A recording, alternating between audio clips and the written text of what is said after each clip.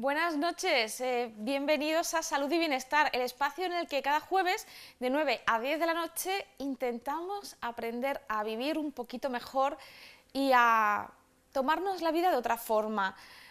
Cada semana ya saben que tratamos un tema en particular, un tema pues para aprender un poquito más de todas esas cosas que estamos hartos de escuchar, de sufrir, de ver, pero que muchas veces no terminamos de entender o tenemos dudas o lagunas o estamos mal informados o tenemos una sobreinformación que nos lleva a cometer muchas veces errores a la hora pues, de alimentarnos, de movernos y de tomarnos las cosas con calma. Hoy vamos a hablar precisamente de esa importancia de saber vivir con calma, de tomarnos la vida de otra forma, porque respóndame a una pregunta. ¿Cuántos de ustedes han pensado hoy, no puedo con la vida?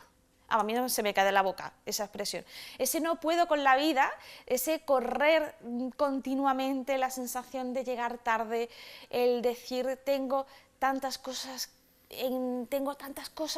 por todas partes, tantas obligaciones que apenas puedo respirar, esa ansiedad que de alguna o de otra forma muchos sufren o sufrimos y que, bueno, pues hay que aprender a lidiar con ella para que no se convierta pues en enfermedades. De todo eso vamos a hablarles hoy. Vamos a hacerlo a través de la escuela Gestalt, que es una rama de la psicología, de la psicoterapia. Con ellos vamos a aprender a relajarnos, vamos a ver cómo, conociéndonos a nosotros, vamos viajando al interior de nosotros mismos, vamos a ser capaces de tomarnos las cosas de otra forma y de vivir un poquito mejor. Y vamos a hacer también una mesa redonda con expertos en salud mental para saber qué hay detrás de la ansiedad y de la depresión, cómo puede afectarnos, cómo se puede tratar y cómo se puede salir de ella.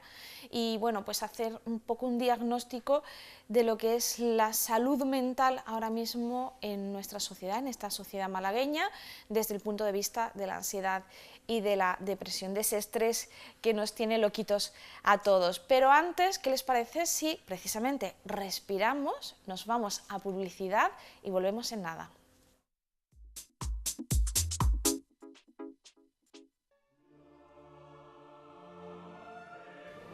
Uf, vaya lío. ¿Y ahora cómo les explico que podemos ir a más de 130 comercios? Entre bares, tiendas de moda, farmacias, con descuentos increíbles. Uf, y además con premios, regalos. Uf, madre mía, madre mía.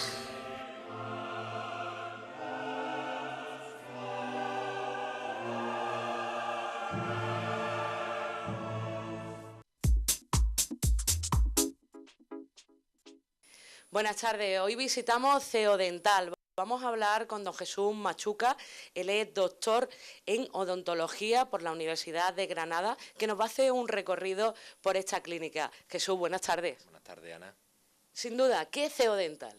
Pues Ceodental es un centro odontológico donde tenemos todas las especialidades. Somos 7 los compañeros que trabajamos velando por la salud y por la estética de cada uno de nuestros pacientes y siempre teniendo como premisa la excelencia en nuestro trabajo.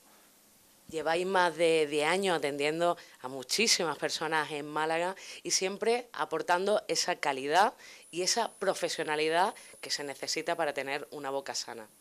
Pues así es, Ana. Llevamos más de 10 años y la verdad que los pacientes los tratamos de una manera muy cercana.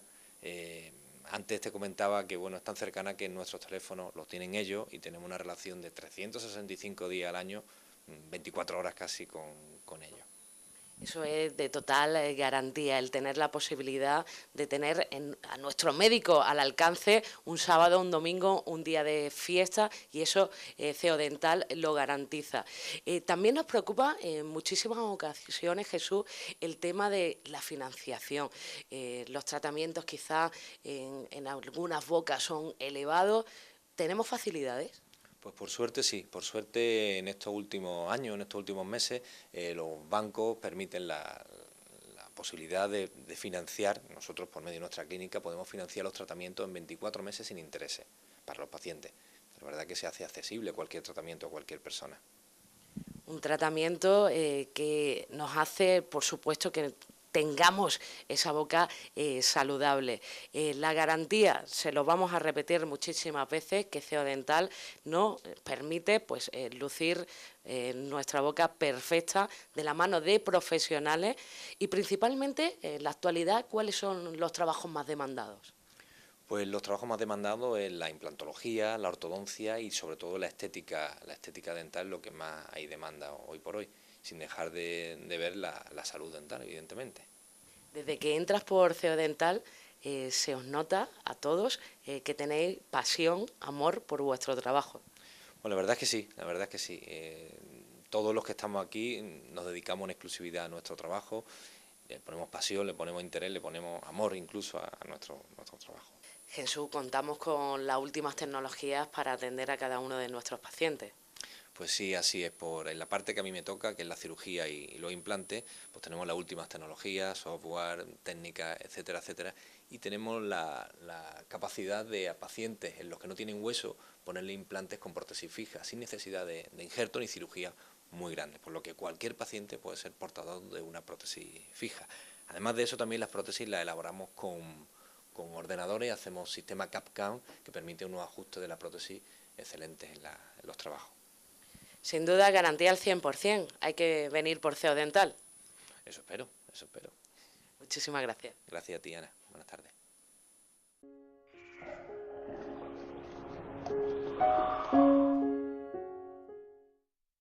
Pues después de estos consejos para cuidar nuestra boca, que es algo fundamental en nuestra higiene diaria y para llevar pues, una vida saludable, como siempre decimos, vamos al tema de hoy, vamos a ese no puedo con la vida que decíamos al principio. Ángel Saavedra, director de la Escuela de Psicoterapia Gestal Málaga, La Mar. Muy buenas noches. ¿Cómo es que esto que no podemos con la vida? Buenas noches. Pues porque a veces nos cargamos de tantas cosas, vivimos con un ritmo muy estresado y sobre todo a veces porque vivimos muy desconectados de nuestras propias necesidades.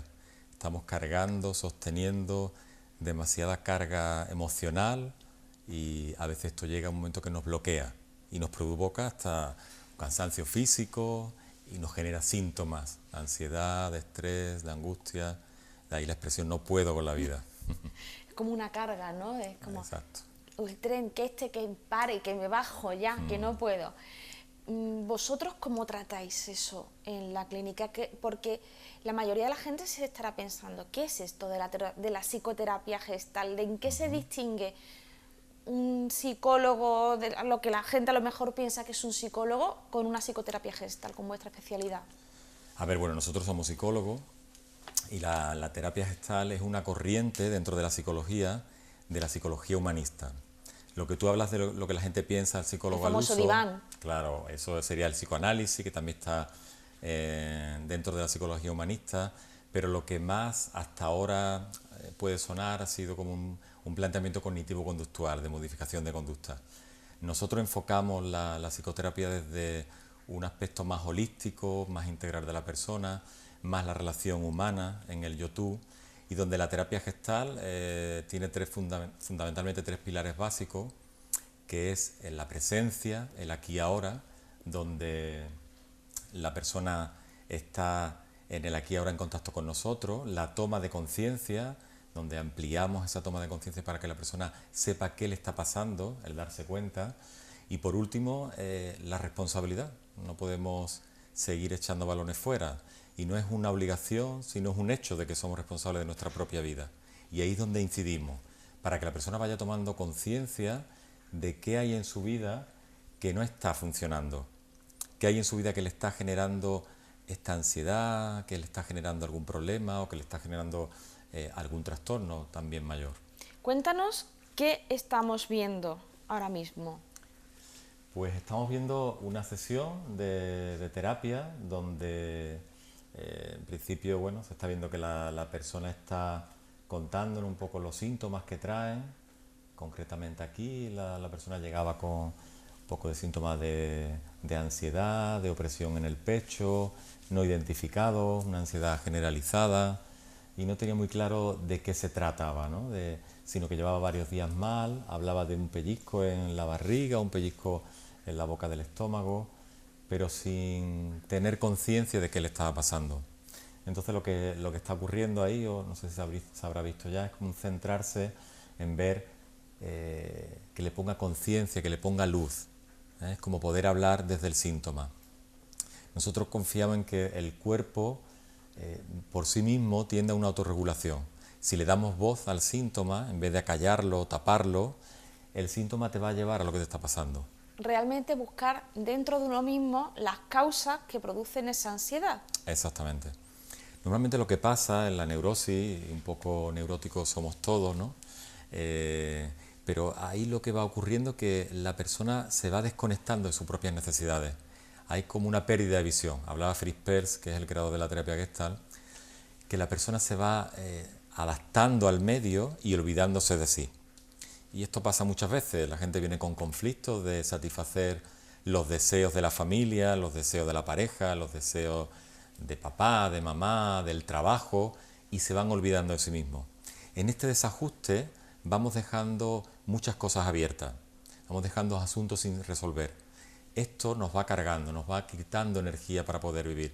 Es como que no tenemos a mano esa energía disponible para verdaderamente lo que nos interesa. ¿Cuántas veces un conflicto de intereses de yo quiero, no sé, un fin de semana, por ejemplo, irme con mi familia actual y no quiero ir a visitar a mis padres, algo tan nimio, nos va generando un problema, como poder acoger eso, ¿no? Como poder resolver también a veces tanta ansiedad cuando la gente viene perdido, que no sabe, con los problemas que ha habido ahora de no tener trabajo, o de problemas tener un familiares, trabajo que no te llene, o tener la un trabajo que típica no te gente llene. que dice, fíjate lo que ha hecho, que ha dejado un trabajo fijo Claro. y se ha ido a hacer cerámica. Muchas veces es un cambio vital porque llegas a ese momento de ya no puedo más, ya no Sí. puedo con la vida, ¿no? Y cuando no puede con la vida, y si tú no paras, el cuerpo te empieza a parar. Entonces el cuerpo empieza a tener síntomas. Y ahí empezamos a ver el sufrimiento, ¿no? La gente sufre, genera una ansiedad, una alteración del sueño, una alteración también en los hábitos diarios, una alteración en las relaciones sociales, una desconexión interna consigo mismo. Esa desconexión, ese desajuste, se produce porque la persona no está siendo consciente o no tiene el valor a veces suficiente para decir, esto es lo que yo quiero. Entonces ahí en la psicoterapia el proceso es que la persona no llegue más que a buscar y a encontrar dentro de sí qué le está pasando. Es un empoderamiento. Sí, es un aumentar la conciencia de sí y hacerte responsable de todas tus capacidades. Si fuéramos capaces de estar conectados con nosotros durante simplemente las horas que estamos despiertos al día y saber lo que nos está pasando, iríamos cerrando todos los asuntos. No me tragaría nada de alguien que me molesta, que me duele, podríamos ir de una manera asertiva diciendo esto sí quiero, esto no quiero, y también poder coger la capacidad de resolver mi vida, no ponerla fuera. Porque lo que hacemos normalmente es que tratamos de modificar o tratamos de manipular el entorno. Decir, esto no es culpa mía, es Claro. que el trabajo, es ¿Quién que tiene la la culpa? familia, es que... Sí. Tenemos muchas excusas, tenemos un catálogo de Muchas. excusas muy amplio. Todas ellas van orientadas a no hacerte cargo de lo que te está pasando. Y a veces simplemente, muchas veces trabajamos en consulta con esto que se ha visto ahí, de que la persona pare, o aquí estamos ahí practicando una técnica de meditación donde la persona se va relajando, va conectando consigo misma, va viendo cuál es la figura. Nosotros hablamos de figura y fondo. A veces la figura es el problema que tengo con mi pareja, que tengo con mis hijos, y el fondo es que yo estoy también angustiado en otros asuntos de mi vida y lo estoy pagando con esta persona. Es como poder ese momento de conexión con uno, de respirar, de ver qué te está pasando a nivel interno, de ponerle luz, ya soluciona. La conciencia en sí ya es reparadora. Saber que la angustia me la está provocando un problema no resuelto, ya me está facilitando el camino para la salida. Y de eso a veces nos da miedo porque ahí podemos tener un conflicto con el otro. Es que realmente, claro, una vez que tú tomas conciencia tienes que tomar también decisiones. Y muchas veces eso es lo más difícil, muchas veces que eso también produce ansiedad, gente que sabe lo que le pasa, Claro. pero tiene miedo a dar ese paso al frente, ¿no? Decir, es que yo no quiero esto, o yo esto no me gusta, o esto me está produciendo un problema, porque hay como una necesidad de agradar, ¿no? Exacto, hay una necesidad de cumplir con el deseo de los demás, a veces por lealtades familiares, sociales, por introyectos que nos hemos tragado, mandatos, Quizás papá te dijo, nunca podrás separarte de tu familia, y eso te lo has tragado desde pequeñito. O en la vida tienes que ser agradable con todo el mundo, pero te olvidas de ti. Y la terapia va encaminada a eso. Yo siempre le digo a los pacientes cuando vienen que ellos saben mucho más de lo que le está pasando que yo. Yo lo voy a conocer a medida, pero ellos saben la respuesta. El hecho de venir a terapia ya es una respuesta, Sí. una respuesta donde la persona se está haciendo responsable de que tengo un problema y quiero solucionarlo. Igual que cuando tenemos un problema, antes lo hemos visto con la salud bucal, vamos al dentista, igual tenemos que quitar el miedo de ir al psicólogo, de ir al terapeuta, como de ir a poder ver qué me está pasando. Y a veces es tan sencillo esto que te digo, tomar conciencia. La persona tiene una capacidad tapada por los condicionamientos, por la educación que a veces recibimos, por los mandatos a veces sociales, y hay mucha energía puesta en agradar al otro, pero se olvidan de sí mismos. Este es el gran problema. Muchas veces el problema también es que ese paso de pedir ayuda se da demasiado tarde. Sí. Cuesta pedir ayuda, cuesta decir voy a ir a terapia. Parece Sí. que es como que... Hombre, gracias a Dios, desde el siglo XVIII hasta el momento cambiado. actual va cambiando, y todavía la sociedad en ese aspecto tiene que generar más cambios, ¿no?, de aceptación. Pero hoy en día, en la Tony Soprano ha consulta... ayudado. Tony Soprano ayudó. Claro. Y normalizarlo, normalizar que cuando tenemos un problema buscamos ayuda. Y buscamos ayuda quitándole... A veces las enfermedades mentales han estado muy estigmatizadas Sí. en nuestra sociedad. Se hablaba del loco como algo que la sociedad lo tachaba.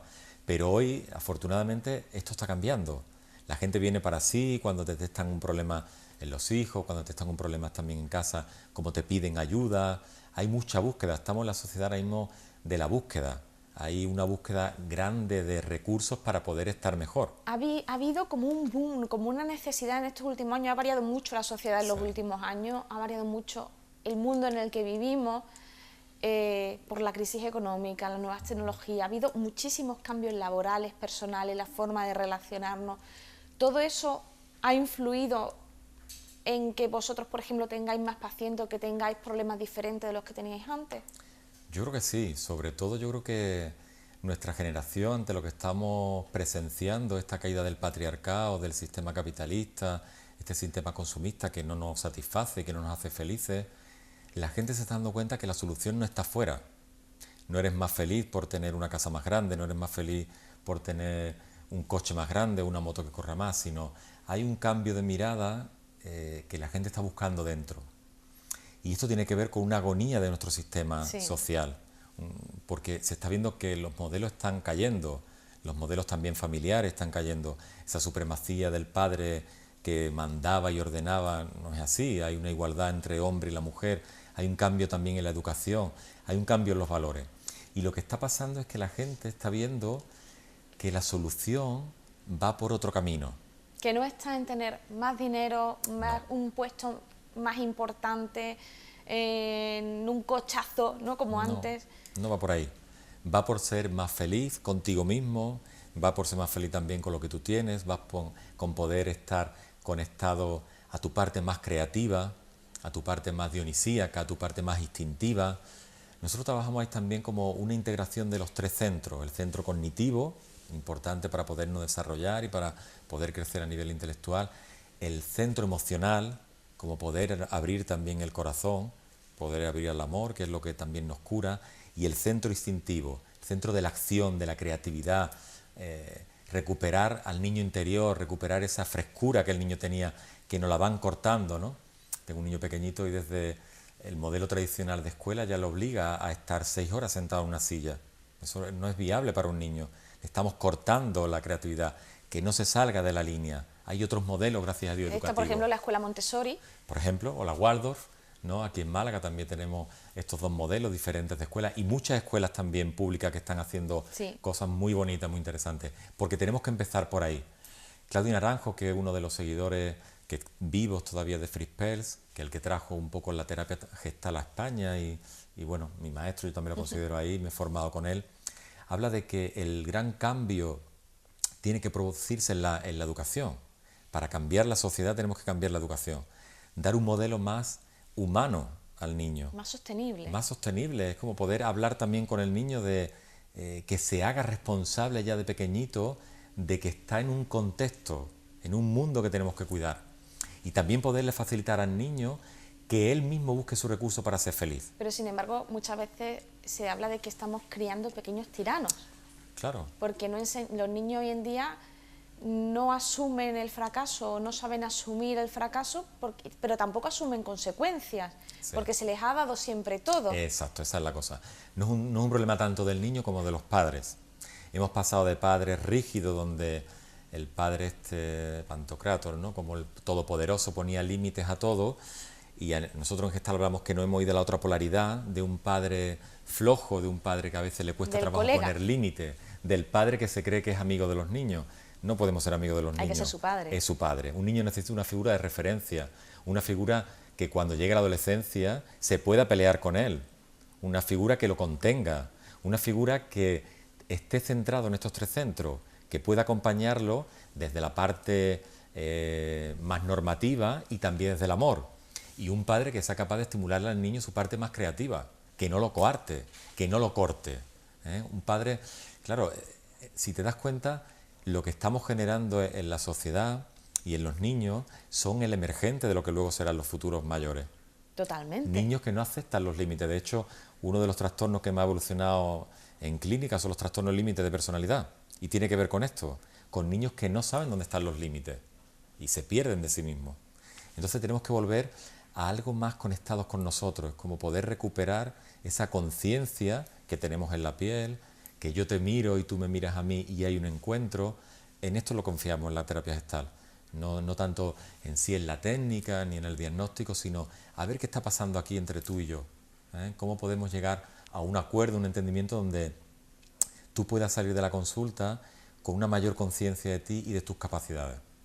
Pues muchísimas gracias, Ángel. Es un placer escucharte. Nosotros estaríamos toda la tarde, toda la noche escuchando a Ángel, pero tenemos que despedirnos porque tenemos también mucho que hablar y mucho que aprender acerca de la depresión y de la ansiedad. Muchísimas gracias. Si quieren saber más de él, pues en Gestal Málaga, si ponen Gestal Málaga en Google, pues lo van a encontrar.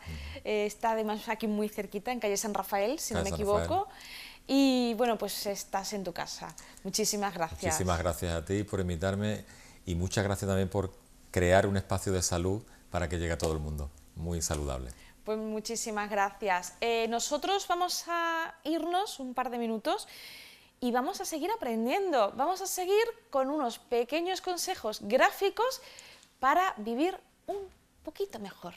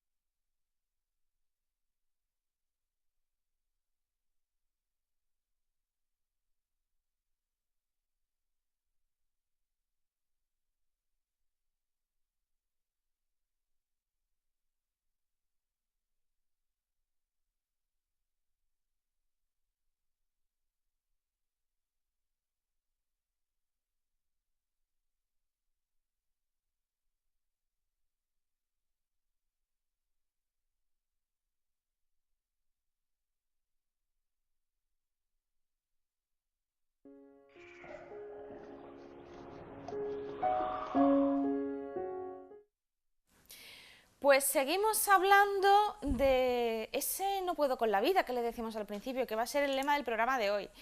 Y seguimos hablando de esa ansiedad y de esa depresión que son casi el primer paso, el paso más básico de la salud mental. Y de eso, todo eso nos lo va a contar la doctora Marina Mate Moreno, que es psiquiatra, Francisco Durán, Paco Durán, que es enfermero, especialista en salud mental del Hospital Civil de Málaga, y Miguel Acosta, que ya lo conocen, que ha estado con nosotros en más de una ocasión y que estamos encantados de volver a recibirlo, que es el presidente de AFENES, la Asociación de Familiares de Enfermos... Y personas con enfermedad mental.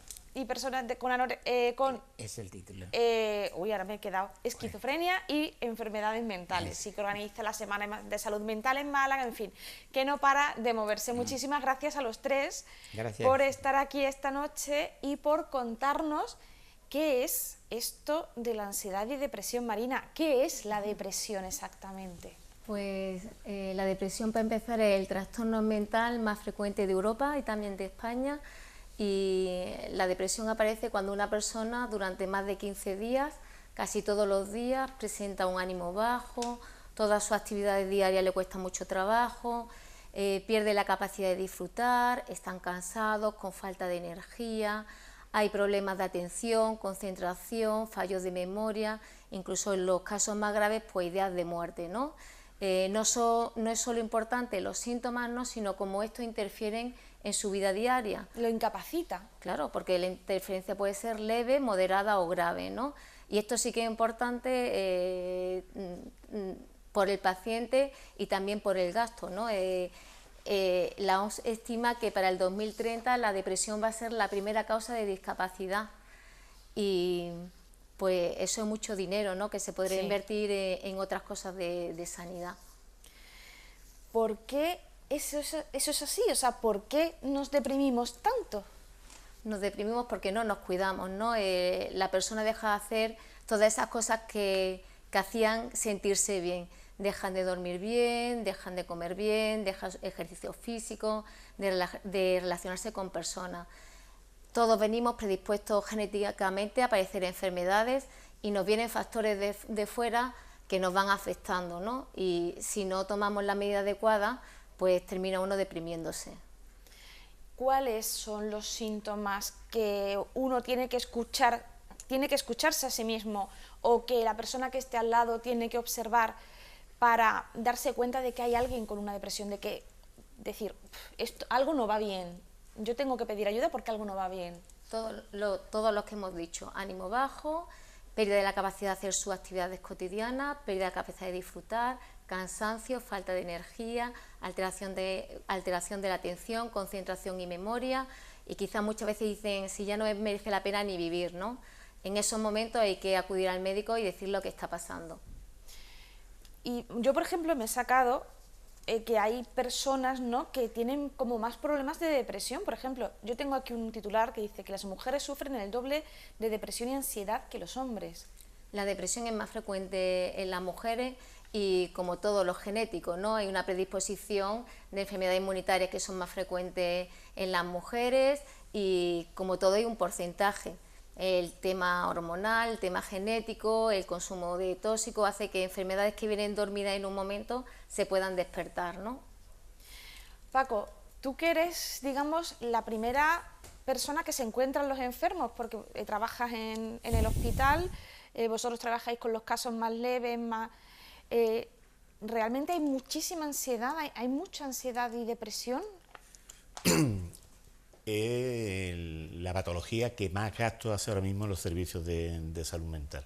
O sea, que nos sale carísimo a todos este no puedo con la vida. La ventaja que no es muy costoso. Consumen muchos servicios, pero al mismo tiempo la reparación es rápida, ¿no? En la mayoría de los casos. Hay otras veces que ya se agrava y entonces la situación cambia. Son los críticos, ¿no?, que se llama. Exactamente, ya pasan a otro estadio que muchas veces son pródromos de unas enfermedades más graves que van a surgir a posteriori. Si no solucionamos ese problema de entrada, sí una vez que se agrava esa situación, empieza a ser un conflicto ya importante para la persona, para la familia y para los servicios sanitarios. La ansiedad, ese no poder respirar, ¿cómo se puede diagnosticar? ¿Cómo llegan a vosotros los enfermos? Bueno, nosotros en enfermería prácticamente, yo donde trabajo trastorno mental grave y prácticamente esa sintomatología yo la trato dentro de otros programas completamente diferentes. Los casos de leve y moderado de ansiedad se trabajan directamente en los centros comunitarios, en los equipos de comunitarias. Y desde hace unos años aquí en Málaga, que fuimos pioneros, empezamos a colaborar con los de atención primaria. Y en la actualidad lo están tratando prácticamente ya conjuntamente las enfermeras de atención primaria con las enfermeras de salud mental. Para esos tipos de casos antes se derivaban desde atención primaria a los servicios de salud mental. Ahora lo que se hace es que va un psiquiatra consultor a los centros de atención primaria y todo este tipo de patologías leve y moderada las ve dentro del... Y si él considera que son leves moderadas, nos las deriva directamente a enfermería, donde hay unos grupos de 8 sesiones, donde se trabaja con los pacientes, diferentes temáticas, y hacemos una valoración inicial.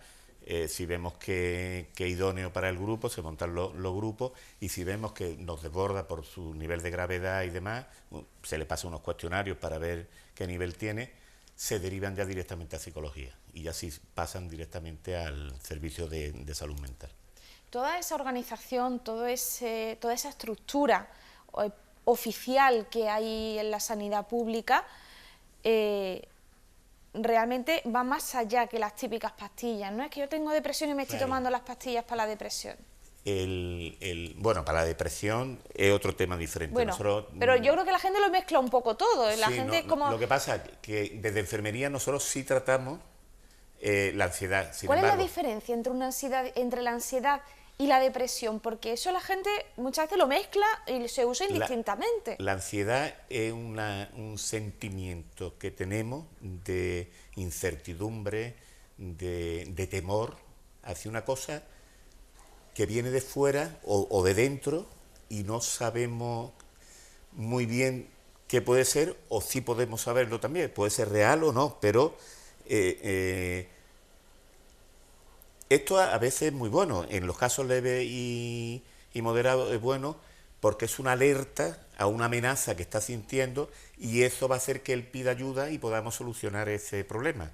El problema está cuando no piden ayuda y se va agravando toda esta incertidumbre y acaba pasando o bien a un nivel depresivo o a un nivel de neurosis mucho más grave. Marinés, ¿se pide ayuda a tiempo? Lo normal es que se pida ayuda tarde, ¿no? El paciente psiquiátrico, entre que muchas veces no tiene conciencia de que tiene un problema, ¿no? El que cree que tiene un infarto va corriendo al hospital, pero el paciente psiquiátrico normalmente no reconoce, no tiene conciencia de que tiene una enfermedad. Eso, junto que cada vez menos, gracias a Dios, que ir al psiquiatra, al psicólogo o al enfermero de salud mental está más visto, hace que se retrase el diagnóstico. Cuando el diagnóstico se retrasa, el tratamiento se retrasa, ¿no? Y cuando un tratamiento se pone más tarde, la respuesta es peor y el pronóstico de la enfermedad también es peor. Es importante diagnosticar cuanto antes y tratar cuanto antes. Un tratamiento a tiempo va a hacer que la respuesta sea mejor, hay que intentar siempre que la remisión, que el cese de los síntomas sea total, que no quede ni un solo síntoma, porque cuando quedan síntomas la posibilidad de una recaída es mucho mayor. Entonces, de hecho, suele recaer mucha gente porque empiezan a sentirse mejor, ¿no? Y como que paran. Yo ya estoy bien. Y además no se puede parar de golpe. Y además el abandono del tratamiento unilateralmente hace que haya una recaída temprana porque además este tipo de tratamiento hay que quitarlo paulatinamente, con un poco a poco, no se puede quitar de golpe. Porque si no bajas automáticamente, te baja todo, ¿no? Y entonces cuando tienen un bajón, por decirlo de una forma que la gente nos entienda, tiene un bajón y ya pues vuelven otra vez a empezar, ¿no? Existen Existen pocos protocolos en psiquiatría, pero sí que tenemos guías de práctica clínica donde vienen recomendaciones de cómo lo debe hacer, y ningún tratamiento psiquiátrico se quita de golpe, ¿no? Una vez que haya una remisión, un cese de los síntomas, te dice claramente las guías cuánto tiempo en algunas de las patologías debes de mantener un tratamiento y nunca quitarlo por cuenta propia, ¿no? Que ese también uno de los principales problemas del paciente psiquiátrico, ¿no? La poca adhesión, el poco cumplimiento al tratamiento que tiene. Luego también hay mucha, no sé, al menos da la impresión de que hay mucha automedicación, que se toman ansiolíticos como si fueran aspirinas muchas veces. De hecho, incluso ha habido noticias de que hay un consumo exacerbado de ansiolíticos.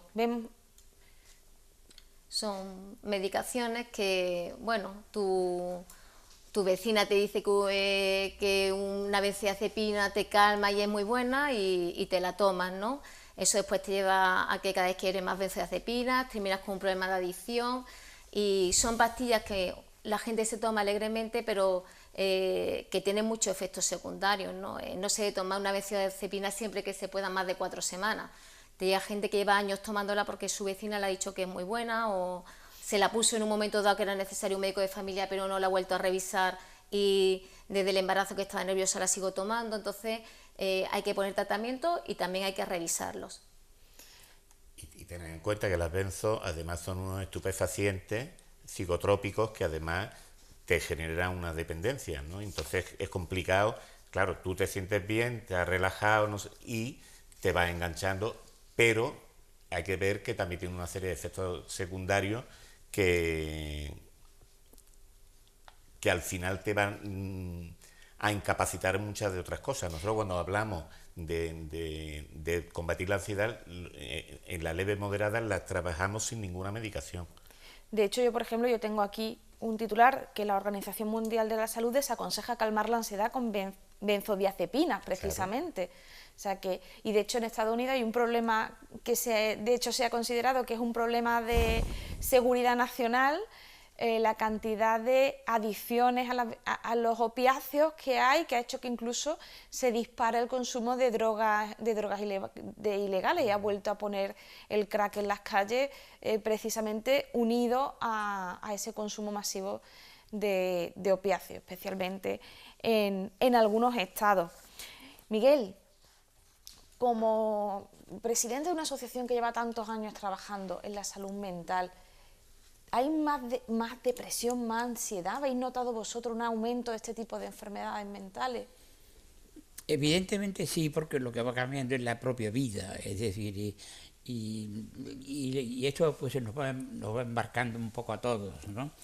Nosotros realmente, desde nuestra perspectiva de asociación de usuarios y de familiares, entramos ya un poco en la situación, porque naturalmente no somos profesionales de la psiquiatría, sino somos cuidadores de las personas afectadas. Ya pueden ser usuarios, ya pueden ser, por ejemplo, los propios cuidadores, los familiares directos, que, ¿no?, son además uno de los mayores afectados por claro, la depresión. Y a nosotros no nos llega... Los cuidadores familiares suelen estar afectados por este tipo de enfermedades. Y porque a nosotros, cuando nos llegan los casos, está en general ya en un porcentaje muy alto, cuando ya están un poco en marcha, es decir, cuando ya está pues más o menos clarificada la situación en cuanto a de qué se está tratando y qué es lo que hay que hacer. Por supuesto, nosotros no tenemos capacidad ninguna profesionalmente para tratar a un paciente, pero sí para ayudarle. Es decir, se dan casos, por ejemplo, de que llega una persona un poco perdida porque no se encuentra bien, me duele no sé qué, tiene algunos síntomas un poco extraños que ella no venía teniendo, ¿no? Entonces nos vienen a consultar, pero nosotros ahí no podemos realmente intervenir, puesto que desconocemos de qué puede tratarse, no somos profesionales, como digo, ¿no? Entonces lo que hacemos efectivamente es ayudar a la familia, pues ayudar desde un punto de vista de tranquilidad, y vamos a ver qué pasa, tal, y lo que hacemos es derivarlo a los profesionales correspondientes, ¿no? Entonces, una vez que ya ha pasado ese proceso y que profesionalmente ya tiene una definición más o menos controlada, como decía el compañero Paco, el TMG, que son los trastornos mentales graves, pero ya nos llega a nosotros cuando la persona está falta de formación o de información en una gran mayoría de los casos, porque evidentemente en las terapias, yo creo que debería haber más capacidad para el tema de las terapias. Nosotros tenemos grupos de autoayuda también, como entre otros programas, ¿no?, que son para que la familia evidentemente se autoayuden incluso unos con otros, se encuentren las experiencias el uno al otro, el vecino, el conocido, el amigo y tal, ¿no? Y se quita el aislamiento, desaparece el aislamiento. No solamente eso, sino hay ya evidencias de que cuando tú estás en los grupos de autoayuda, tú que creías que era el foco de atención de esa preocupación importante, cuando escuchas al otro, te das cuenta que lo tuyo es minio comparado con el otro. Porque si te pones, y el otro que está hablando contigo le pasa lo mismo, que cree que lo tuyo es más, y eso parece que no, por sí, ya relaja y quita todo un nivel de ansiedad importante, solamente con compartir. Es que muchas veces, sobre todo en personas que viven solas, que no tienen un entorno rico, esa soledad puede generar ansiedad, ¿no?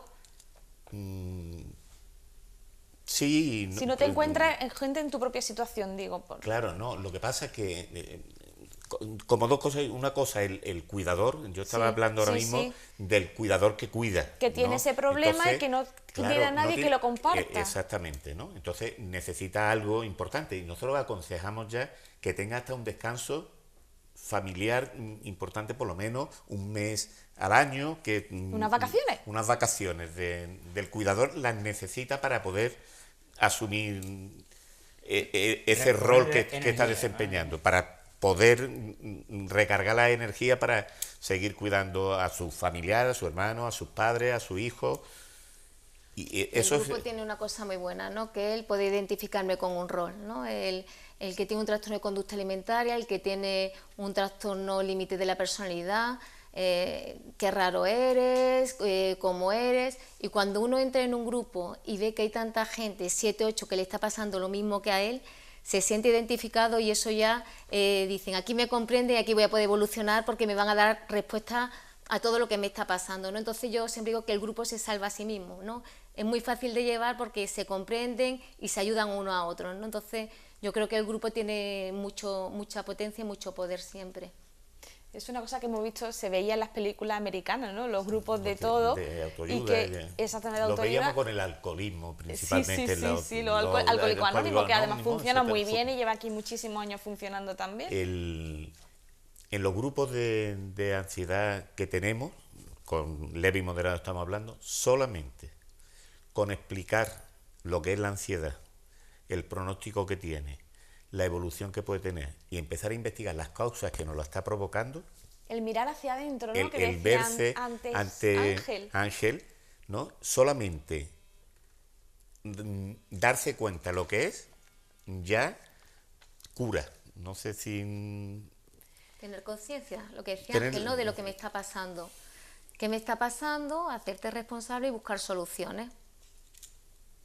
Eso acompañado con técnicas de relajación, con toda cuando aparece lo físico de la enfermedad, tener resorte, educar a que tenga resorte para poder cambiar esa situación. Y una modificación de conducta, aprender cómo eso me repercute y cómo puedo capotearlo para que no me... Aprender a vivir, ¿no? Que es lo que hablamos muchas veces en el programa.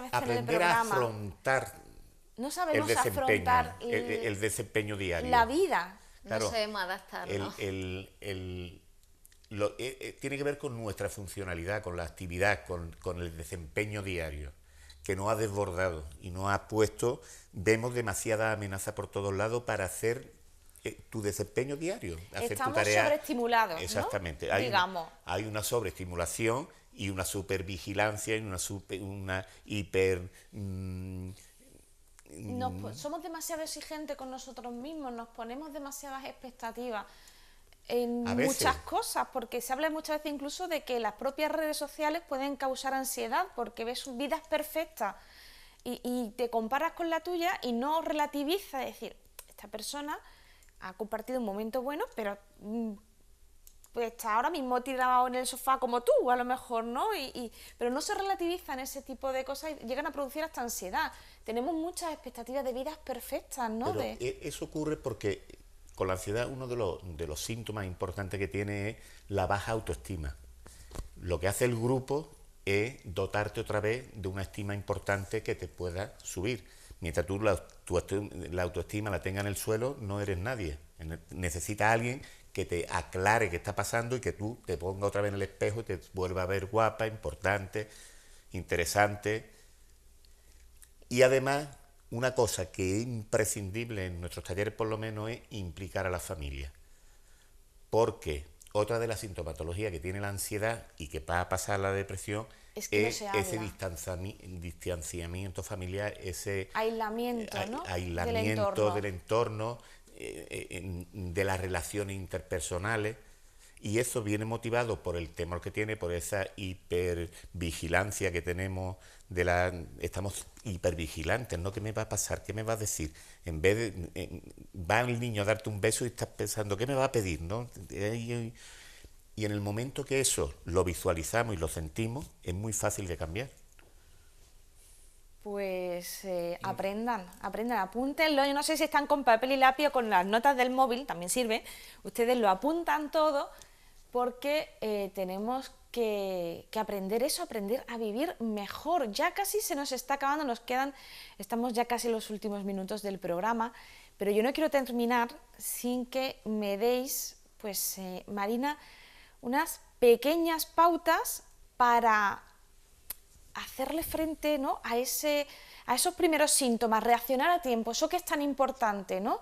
Y cómo controlar esos primeros síntomas y cambiar, ¿no? Antes de que se empiece a entrar en depresión, antes de que tú digas, esto no va bien, ¿qué puedes hacer para cambiar, para no entrar en el bucle de la depresión? Yo siempre digo que la mejor medicina es la prevención, ¿no? Cuando uno ve que no es el de siempre, mira si estás durmiendo bien, si estás comiendo bien, si tienes tiempo para estar con tus amigos y salir con ellos, si haces ejercicio físico, claro que sí, si haces ejercicio físico, si tienes bien a tu familia, que mires todas las áreas de tu vida, no hay que centrarse solo en una, ¿no? Y que todo poco a poco vaya funcionando. No sirve de nada que una área de tu vida funcione muy bien si todas las demás las tienes dejadas de lado, ¿no? Que todo vaya funcionando bien. Y que cuando uno vea que no funciona, que no es autónomo y que no funciona como normalmente lo hace, que pida ayuda. Pida ayuda a través de un especialista o en su propio centro de salud. Los médicos de atención primaria te puedo garantizar que están perfectamente preparados y entrenados para diagnosticar una depresión y una ansiedad y, excepto los casos graves de ansiedad y depresión, también están perfectamente preparados para tratarlos. Y que no tengan miedo a los psiquiatras, que no mordéis ni nada por el estilo, ¿no? Bueno, ya creo que ha habido un cambio un poco en la relación del médico y del paciente, ¿no? Hemos pasado de ser una relación muy paternalista a ser una relación de acompañamiento, de colaboración y de aceptación de lo que quiere el paciente. Y que en vez de ver psiquiatra como algo que da miedo, como quizás de alguien que les quiera ayudar, y en vez de ver las pastillas como me va a empastillar, como parte, solo como parte de su tratamiento junto a enfermería, auxiliares, psicólogos, como parte del tratamiento, ¿no? Yo creo que hay que ir quitándole miedo, que gracias a Dios ya hemos avanzado mucho. Paco, en tu caso, el estrés este que nos agobia y que nos hace llegar a la ansiedad, ¿cómo podemos pararlo? ¿Cómo podemos frenarlo antes de que lleguemos a una ansiedad médica? O sea, ya estar... Hombre, yo sigo diciendo lo mismo, pedir ayuda en el momento que nos veamos que hay un malestar general con taquicardia, fatiga, palpitaciones, disnea, cada uno tiene una manera diferente en lo físico y además haya un nivel de preocupación importante y sobre todo que empiece no a descansar bien, se altera el sueño, con otra de las sintomatologías, no hacemos bien las digestiones, no se nos pierde el apetito, todas estas pródromos que llamamos esa palabrota, falta de concentración, de ¿no? falta de concentración, disminuye el apetito sexual, toda una serie de cosas que después a nivel interpersonal nos van a importar a todos, el quejica el no. Entonces, en ese momento pedir ayuda y sobre todo lo único que a nosotros nos importa es aprender a relajarnos, aprender a comprender qué me está pasando, que es muy fácil, y tener capacidad suficiente, que también es muy fácil, de cambiar esas conductas por unas más sanas.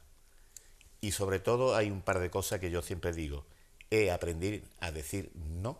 Eso es fundamental y cada vez y es muy difícil, ¿no? La presión también que decía Ángel de agradar a todo el mundo. Hay que aprender a cuidarse a uno también. Exactamente. Entonces, lo que ha dicho ella, una alimentación sana y ejercicio, y fundamental, reconocernos y premiarnos de vez en cuando. Y decir, ole, hoy lo he hecho genial, me merezco irme al cine esta tarde. Y irte al cine, o hoy me toca comerme una milhoja de nata porque lo he hecho genial, ¿no? Premiarte de vez en cuando, eso es fundamental también. Miguel, muchísimas gracias, como siempre. Yo quiero que nos cuentes lo que tienes el día 30. Sí. Bueno, el día 30 tenemos unas jornadas también, pues todas estas jornadas tienen una finalidad, difundir naturalmente, hablar todo lo que se pueda de lo que es la salud mental, y todo va en favor de la prevención, porque eso puede evitar muchos males, ¿no? O males mayores, si acaso, ¿no? Por tanto, cuanto más hablemos, mejor. A veces, en cuanto a lo que decía el amigo Paco y Marina, no todo depende de uno, porque no se ha pronunciado esta noche aquí todavía la palabra estigma, la famosa palabra estigma. Porque todavía estamos hablando de cosas leves, moderadas. Cuando hablamos de la gravedad, es una de mis grandes preocupaciones, además. Y el estigma, naturalmente, pues, puede retrasar en muchos casos la declaración precisamente de la enfermedad. Lo que hablábamos antes de lo que cuesta pedir ayuda. Por el temor de la familia, que si el vecino del quinto ha ido al psiquiatra, que si el vecino del cuarto ha ido a que lo vea el médico de los nervios. Tal. Entonces, claro, ese paso que tiene que dar para ir a la consulta del psiquiatra o del psicólogo, al principio cuesta. Es una cosa importante que yo empiezo a decir. Hasta hace nada hemos tratado a una persona que tenía una enfermedad, lo tratábamos como enfermo mental. Actualmente la corriente, por lo menos de recuperación que nosotros estamos llevando, decimos, una persona con una enfermedad psiquiátrica es una persona y hay que tratarla como persona. Y eso es lo que lo está diferenciando en el tratamiento antiguo a los tratamientos que estamos empezando, por lo menos alguna gente, a utilizar, ¿no? Entonces, para mí una persona con una enfermedad mental sigue siendo una persona. Todavía conozco compañeros que una persona con una enfermedad mental es un paciente, es un enfermo. No, es una persona. Eso también empodera al enfermo, a la persona que está sufriendo en ese momento la enfermedad. Es un ciudadano de pleno derecho. No, es que eso influye mucho también, porque lo que ocurre es que efectivamente dentro ya del tratamiento de lo que es la patología en sí, no todos los profesionales, con el mayor respeto a todo el mundo, pero hay diferentes criterios, diferentes sensibilidades, diferentes formas de tratar. Quién sabe quién más apoya un poco, por ejemplo, y hay más partidarios de reforzar o potenciar la terapia. Hay quien lo quiere arreglar todo con los fármacos y eso tampoco es bueno. Y yo diría que lo ideal probablemente sería ni abandonar una ni otra, es decir, punto medio. El equilibrio, el punto medio. Porque es que, claro, si abandona el mismo médico, si a lo mejor va agudo la semana siguiente, claro, ha abandonado la medicación a la semana en agudos, ¿no? Entonces, claro, todos estos cambios bruscos producen estas situaciones negativas y perjudiciales. Y no hay una coincidencia plena en eso, en el tratamiento. Pero bueno, hay mucho que hablar y seguiremos hablando. Tendremos seguro. otra oportunidad de ir.